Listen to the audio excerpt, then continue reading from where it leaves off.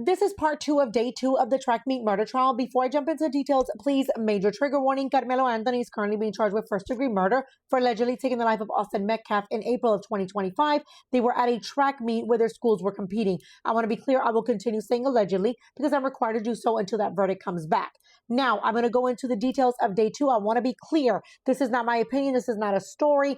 This is coming directly from Cody Thomas from Court TV, who is one of 9 media representatives allowed in the courtroom. So if you have any issues with what I'm sharing with you, understand that you need to reach out to Cody Thomas. In this part 2, I'm going to share with you guys the details about the murder weapon. First and foremost, he makes it clear that majority of the day on Friday, it was a lot of audio and video. He was sitting behind the Metcalfs. He realized that the dad of Austin, the majority of the time where they were showing all of this chaos and things that were happening, had his head down, was kind of putting his head in his hands. You could tell that he was really going through it. He also talks about the fact that while the body cam footage is being shown, Carmelo is very stoic, no reaction whatsoever. I imagine it's probably his defense team told him that he has to stay neutral. Now let's talk about the murder weapon. He states that the big takeaway from the knife is that it had a 3.5-inch blade. They had it posted up so everybody could see it.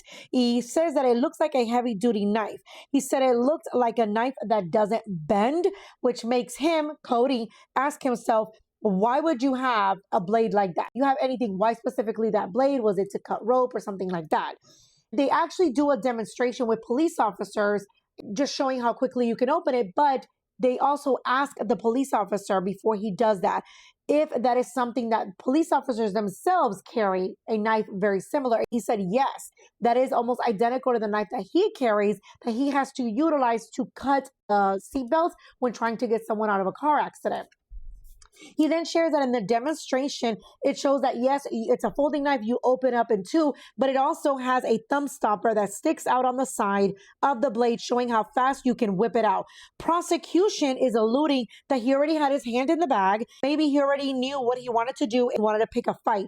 So if and when Austin shoved him in the shoulder, he would essentially pull out that knife really quickly. He also says that the reaction to the knife in the courtroom really fits the prosecution's narrative because it definitely looks like a knife that could penetrate deeply if stabbed with enough force. He then shares that there was body cam footage showing that he had thrown the knife. Of course, it fell in the bleachers. You could hear the noise because it's metal on metal.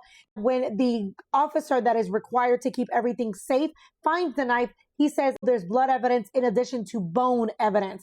He said that was kind of shocking because while everybody expects blood, they don't expect bone to be part of it.